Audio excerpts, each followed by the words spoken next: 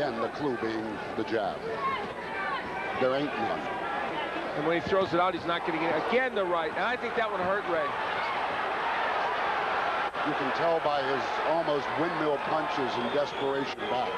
And this is when people criticize Mancini's technique. Earlier in his career, it wasn't so bad, but when he gets hurt and tired, it goes away. And he is now hurt with the right, I think, again. His left leg just came up off the canvas perceptibly. Tremendous boxing performance right now by Greg Haugen. He is pinpoint in his accuracy and landing with power. Mancini leaning in, got hit with the left hook. Well, Ray is not old. He's 31 years old. By some boxing standards and comebacks, it's not old, but he has been off for a long time. And it's obvious he's suffering from what many of the other comebackers suffer from time to time. Very bad timing. Well, there's also the thesis it's harder for a smaller man to make a comeback than it is a larger man. And that apparently is the case tonight. Under a minute left to go in round 4. Al Bernstein along with Bert Sugar, also Pedro Fernandez here. And we are bringing you what has turned out to be a boxing clinic for Greg Haugen. He just walked in with an uppercut that was there for him, a right-hand uppercut from afar.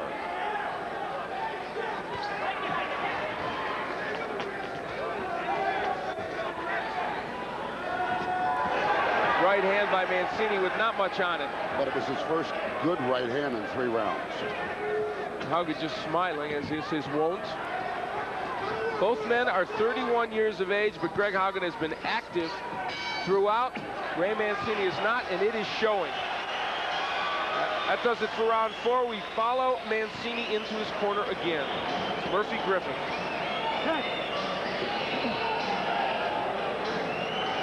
On the inside in this match, there has been good work done by both men, but mostly Haugen. Well, watch Haugen here. Wait for Mancini to commit himself before he delivers his punch. Great counter-punching by Haugen. It's been so effective. And on the inside there, you see him clubbing Mancini. This is when he hurt him. And again. And as you look at Mancini coming in from a different angle, leaving himself wide open. Yeah, you see him getting hit with the left hook. So it has not gone the way Mancini would like it to, and there are the numbers to indicate it. Haugen with a pretty big edge, throwing more and landing a better percentage. Mancini running out for this 5th round. As he did for the 3rd. Now there's a very solid jab by Mancini. That's and another what he's got to do. He must do that. Can he sustain that over a round? Even landing a straight right hand. Now there's that jab. It's so effective for him when he jabs his way. But if he leads with a hook, he's in trouble. Every time. Must continue the jab.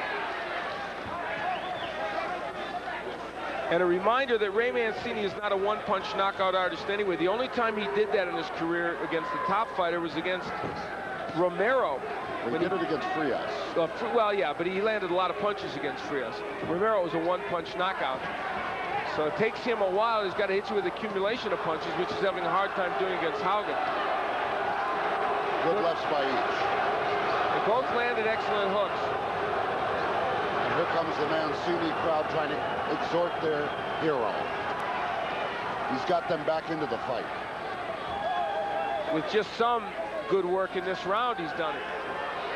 And the Mancini left hook, which is probably his best punch overall, just he hasn't been able to get that punch going at all in this match. One interesting aside very quickly, Haugen's got Haugen on his waistband. Mancini has Lenny, his father, Boom Boom Mancini the One, who was a lightweight contender before he got his shot, was called in and drafted into World War II. And we all know that sort of soap opera story which works for Ray and his boy next door image. A little over a minute left to go in round 5, and Haugen gets in yet another good right hand. I have seen Haugen in bouts like this, again, even though sometimes against lesser opponents. Probably the one that comes to mind is against Tommy Hanks. He won in 10 rounds last year, or a year ago, and was the same way, pinpoint accuracy against the boxer coming in against him. Now, the only ones, again, who give him trouble are the ones that can outslick him and move away from him. A right hand by Mancini and another, followed after the jab. But again, all off that jab.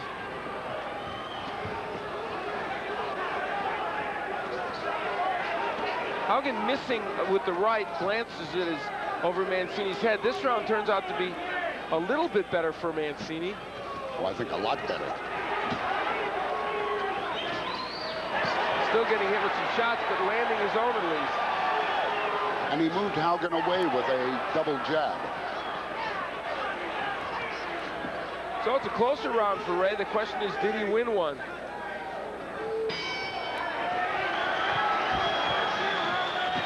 Greg Haugen walking back to his corner with a grin on his face that was positively demonic. I mean, he just is reveling in ruining the good time for all of Mancini fans. Well, he's been doing that. You know, he's that little imp. He loves it. There's Haugen in his corner, and we will see Mancini using the jab a little bit more effectively here, Bert. Missed a couple, but did manage to get that left hand in, which was set up by the jab.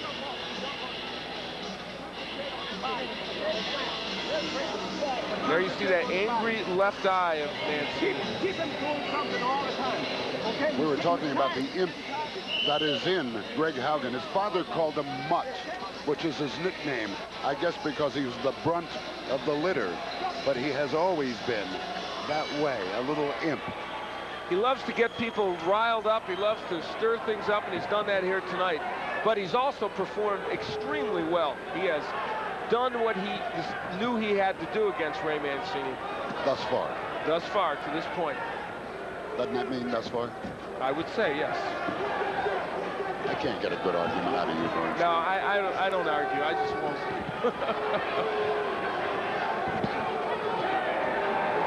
We're in round 6. It's a 12-rounder, and we are approaching the halfway point. It's for the NABF Junior Welterweight or Super Lightweight Championship. Both of these men were dubbed NABF Lightweight Champions. It's the first time in the history of the NABF former champions have fought for another weight division championship. They both had that title. Crowd getting into this one. The last time I saw a fighter do that was Marvelous Marvin Hagler against Ray Leonard. What Haugen was doing. Waved his hand over his head. Mancini getting on the inside, but not too effective in there. Well, now Haugen predicted a 4th or 5th round KO in the newspaper, so that has gone by the wayside. Well, the punches have come down to a precious few.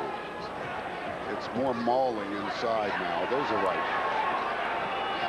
And Ray Mancini's technique has just gone south on him now. He's not throwing punches in a really good way and not getting leverage into his hooks. It's all just kind of arm punches. And where has the jab gone? See, there was just a left that just flew out there. And Haugen is going to time that once. Just over a minute left to go in the 6th round. And on the inside there has not been a lot of great action from Ray Mancini. He lands a right hand and a jab.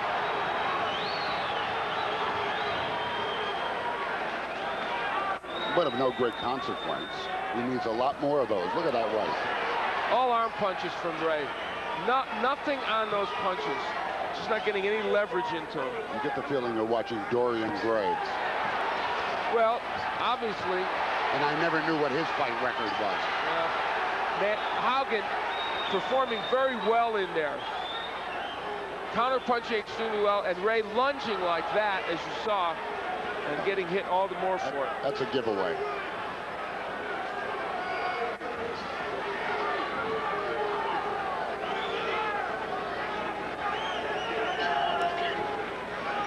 This is not the fighting machine that once was Ray Boom Boom Mancini.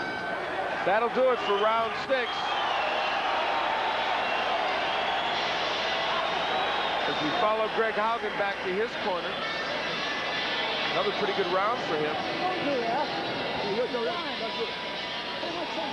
And let's find out what Pedro Fernandez thinks of the scoring situation. Pedro? Well, Al, after 18 minutes of boxing, I've got Haugen pitching his shutout, giving him two two-point rounds in the second and the fourth round. Straight up, Greg Haugen's in total control here. Ray Mancini looks on the verge of being knocked out. That's in my opinion. Well, it's pretty hard to argue with him being ahead, that's for sure. And they are aware of that, I'm sure, in Ray's corner. We peek back into the last round with Haugen doing more of same, Bert. I mean, Ray, the previous round, found his jab, albeit just for a second or two. Now he doesn't have it. He's off balance. He's arm punching. And there was one of those slick moves by Haugen. There you look at the punch total. Now, that's not a huge difference between these two fighters, but so many of those punches that Mancini may be landing are very soft punches that you have to give him credit for, but they're just not doing that much. And Haugen... Now he's back to his jab. This goes on alternating frequencies every other round.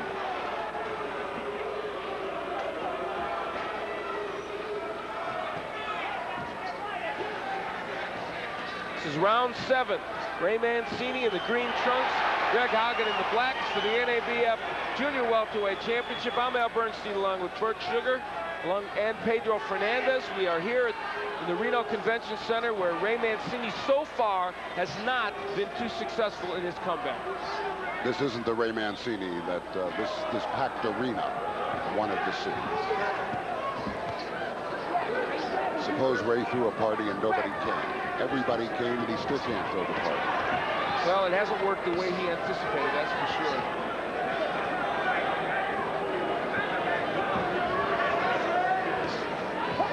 He actually ducked one. Haugen going to the body, and there hasn't been Livingstone Bramble telling us the other night that the reason he felt he beat Ray is because he went to the body. Haugen hasn't even had to do that. No, but Livingstone Bramble thought the way that Ray could win was with the jab. In fact, I heard him telling him yesterday after they'd shaken hands, which was for Livingstone Bramble, because he loves Ray, a big moment for him. And before their fight, there was a lot of hostility and anger. Yes, but Livingstone Bramble came all the way to Reno to root for Ray Mancini. They just clashed heads, and Haugen brushed at his right eye to see if there might be a cut there.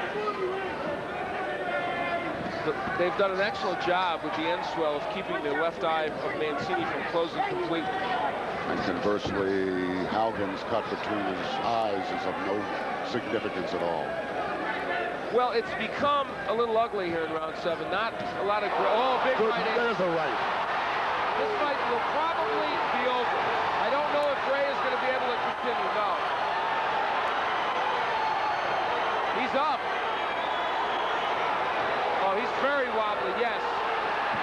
The fight is stopped appropriately, and Greg Haugen has ended it here in the 7th.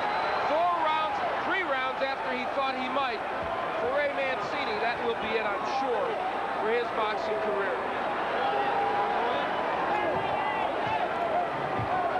And to the end, Greg Haugen taunting some of the crowd here, reveling in his victory, and it was a supreme effort by Greg Haugen. Make no mistake about that. Whatever the sentiment of this crowd, he performed brilliantly. And whether it was his brilliance or the fact that Ray Mancini simply couldn't achieve the level he had previously, still ends up being a very big win for Haugen. And he shows his sportsmanship in the end by coming over to Ray Mancini.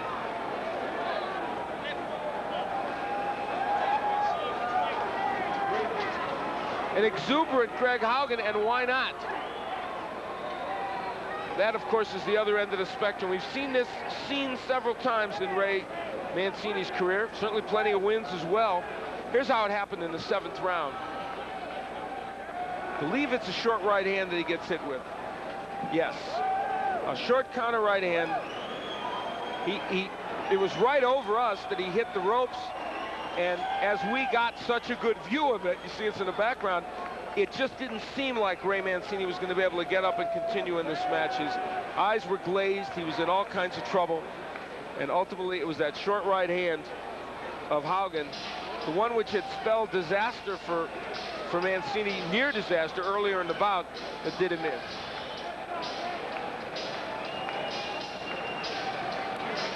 And I'll tell you, for Greg Haugen, this win sets